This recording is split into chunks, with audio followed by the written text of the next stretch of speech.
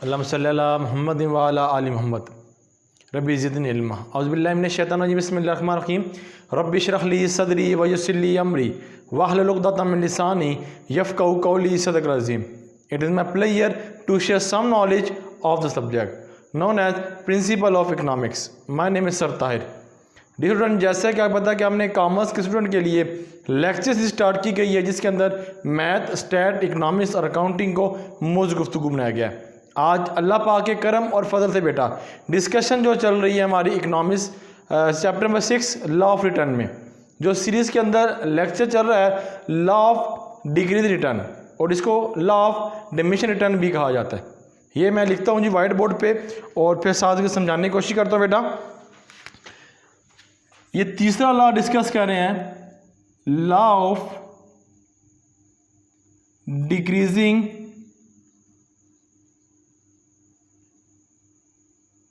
Return.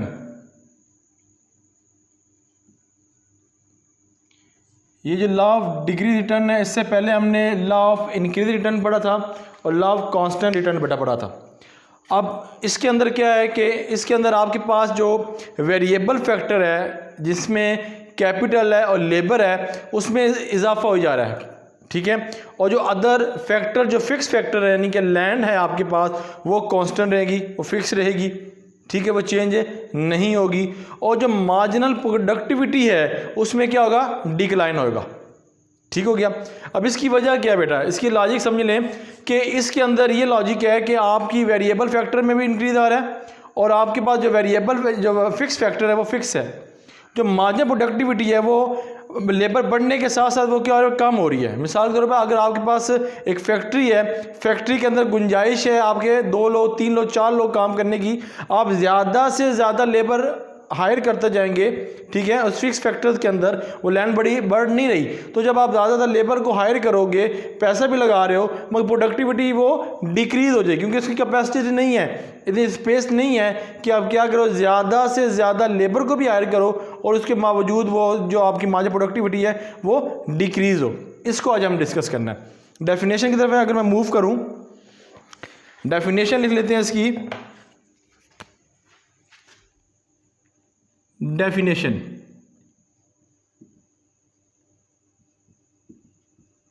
मेरे साथ notes बना ले बेटा, इजी हो जाएगा पेपर में। The unit of variable factor,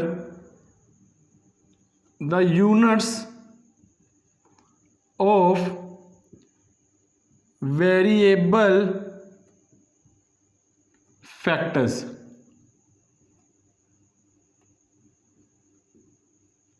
of productions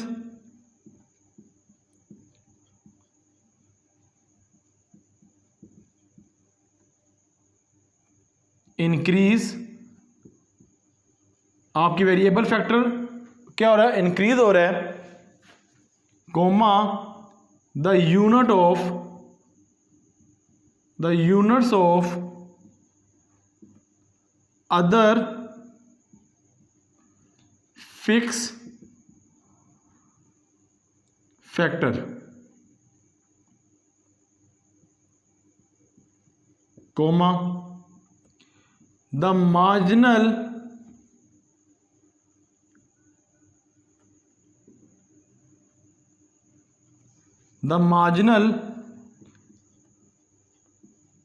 productivity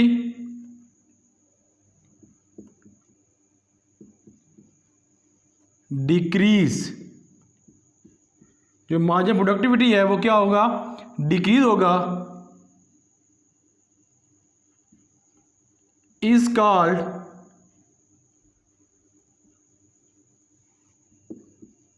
law of decreasing, या इसको कहते हैं डायमेंशनिंग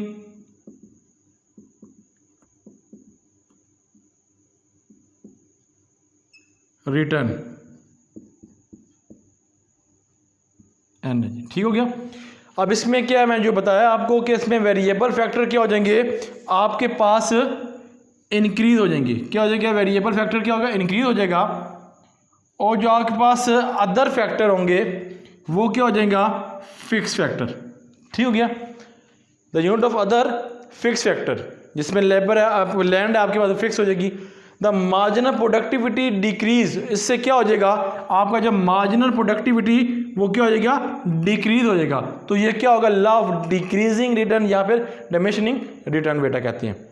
बातें मैंने मिसाल जो बता दी वही मिसाल है कि जब आपके पास कम लोग होंगे, ज़्यादा लोग आप हायर करेंगे, अपनी फैक्ट्री के अंदर कैपेसिटी कम है, फिक्स फैक्टर की वजह से लैंड फिक्स है, लेबर बढ़ाते चले जा रहे हैं, तो उससे क्या हो जाएगा, आपकी जो मार्जिनल प्रोडक्टिविटी होगी वो क्या होगा, डिक्रीज होना शुरू हो जाएगी। ये ला था आज। एजम्पशन इसकी पढ़ लेते हैं मेरे बेटा। एग्जम्पशन इसमें कौन सी है, एजम्पशन मफरूज़ात हैं, ये वजह हो तो लॉ इम्प्लीमेंट होता है। पहला जी फिक्स फैक्टर, फर्स्ट वन है fix factor.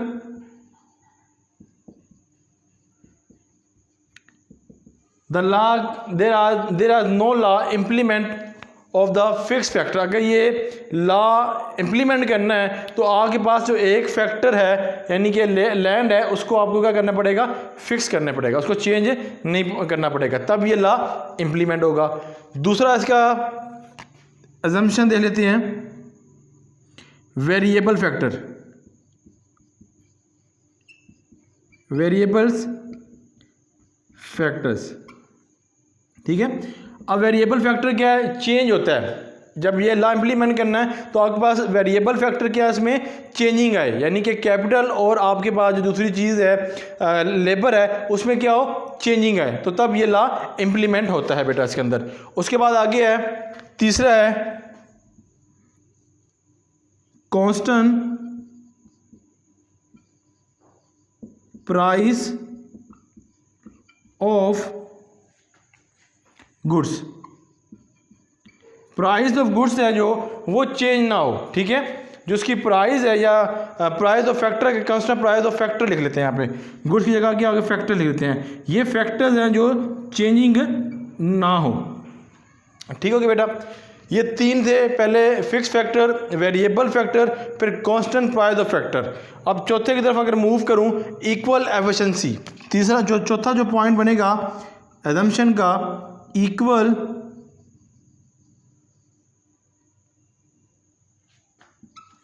Efficiency. Equal efficiency से वर्किंग नहीं करेंगे, ठीक है। तो जब इक्वल एफिशिएंसी से वर्किंग करेंगे तो फिर ये लॉ इम्प्लीमेंट होगा बेटा। ये 4 पॉइंट थे आपके पास अजम्पशन के जो मैंने लिख दिए हैं। अब इसको टेबल और डायग्राम के तरीके से देखते हैं कि इसमें हम किस तरह इसको शो करेंगे। पहले मैं टेबल यहाँ बेटा ड्रा कर लूँ।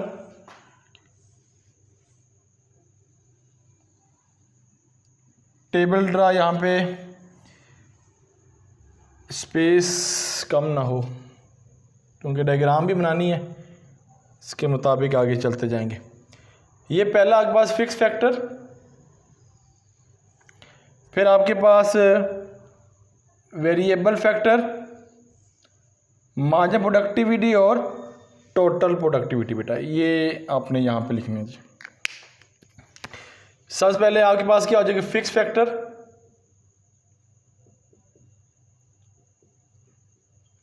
जिसमें आपके पास लैंड है, वो क्या फिक्स फैक्टर है, और यहाँ पर वेरिएबल,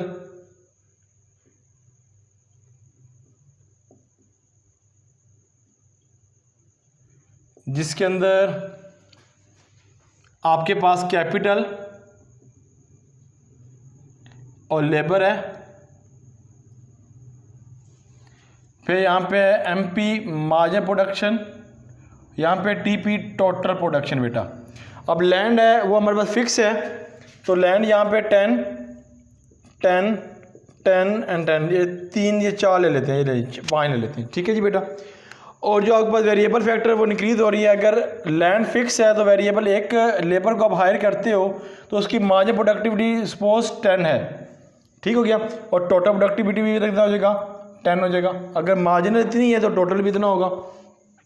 जब लैंड पे दूसरा लेबर को हम हायर करते हैं, जब दूसरा लेबर बेटा हायर करते हैं तो हमने ये पढ़ा हुआ था कि लॉ ऑफ डिक्रीज रिटर्न के अंदर जो आपके पास मार्जिनल प्रोडक्टिविटी है वो क्या होगा, डिक्रीज हो जाएगी, क्योंकि जो कंपनी है आपकी, जो फर्म है, उसके अंदर इतनी कैपेसिटी नहीं है कि वो इतने बंदे को हायर कर सके। तो अगर ये इसकी जो लेबर है अब हायर करोगे तो मार्जिनल प्रोडक्टिविटी क्या हो जाएगी, आपकी डिक्रीज़ हो जाएगी। तो यही हमने ला पा था, यहाँ पे ये शो करूँगा अगर 10 थी मार्जिनल प्रोडक्टिविटी तो डिक्रीज़ हुआ, जब दूसरा लेबर लगाया तो 8 होगी। तो ये जो टोटल जो होगी प्रोडक्टिविटी वो ऐड होकर कितना हो जाएगी, 180 हो जाएगी। ठीक है बेटा। और आगे जब तीसरा लेबर आपने लगाया, तो मार्जिनल प्रोडक्टिविटी फिर क्या हुई, फिर डिक्रीज होगी। यही हमने ला के अंदर पढ़ा था और इसमें ऐड करेंगे तो कितना हो जाएगा, 24 बेटा। ठीक है। फिर जब चौथा लेबर आपने लगाया, ये चौथा लेबर लगाने के बाद मार्जिनल प्रोडक्टिविटी और डिक्रीज होना शुरू होगी, यहाँ तक कि ये हो गया 4 हो गया आपके पास मार्जिनल प्रोडक्टिविटी, ये इंक्रीज हो गया 28 टोटल प्रोडक्टिविटी बेटा हो गया। ठीक है। फिर आपने दोबारा अपने फर्म के अंदर, अपनी कंपनी के अंदर एक और लेबर को हायर कर दिया, 5वें लेबर को। फिर मार्जिनल प्रोडक्टिविटी डेफिनेट है डिक्रीज हो रही है, अगेन डिक्रीज हो जाएगी। तो 4 से किस में आ गई, 2 पे आ गई। और ये कितने पे आ गया, 30 पे आ गया। ये टेबल को शो कर दिया डायग्राम के जिस तरह बताई थी उसी के मुताबिक हमने ये टेबल भी बना लिया। अब यहाँ लाइन लगा के टेबल की उसकी तरफ आता हूँ, डायग्राम की तरफ आता हूँ। ये था टेबल हमारे पास, तो डायग्राम को भी हम शो कर लेते हैं जी अपने। जी बेटा, उम्मीद है कि ये जो कंसेप्ट दे रहे हैं आपको लॉ ऑफ डिक्रीज रिटर्न आपको अंडरस्टैंड हो रहा होगा। अब देखें जी, यहाँ पे डायग्राम बना लेते हैं। ये वाई एक्सिस है, ये एक्स एक्सिस। वाई एक्सिस पे आपने जो लिखा है वो है एमपी यानी कि मार्जिनल प्रोडक्टिविटी, और ये जो आपके पास होगा वेरिएबल फैक्टर,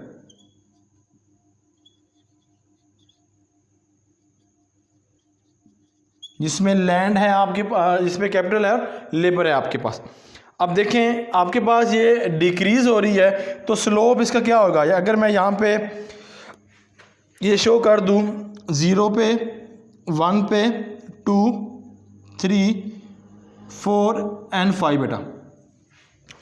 और मार्जिनल प्रोडक्टिविटी यहाँ पे कितने है जी, 2, 4, 6, 8, लास्ट 1 10। अगर 1 कंज्यूम कर रहा है तो मार्जिनल प्रोडक्टिविटी यहाँ पर आ जाएगी बेटा 10 पे। अगर 2 लेबर लगाता है तो 8 पे, 3 लगाता है तो 6 पे, 4 लगाता है तो 4 पे, 5 लगाता है तो 2 पे। तो मार्जिनल प्रोडक्टिविटी जो कर्व है बेटा, जो मार्जिनल प्रोडक्टिविटी कर्व है वो यहाँ पर ऐसे चल रही है आपकी, ये कर्व। तो अगर इसको मैं बना भी लूँ, ये कर्व मार्जिनल प्रोडक्टिविटी कर्व हमने बनाया।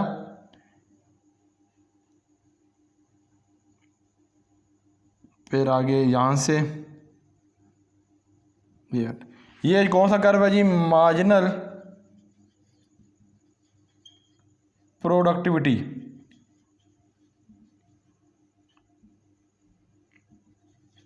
कर्व। इसमें हमने ये पढ़ा कि आपके पास वेरिएबल फैक्टर जो है वो क्या होगा, इंक्रीज होता जाएगा।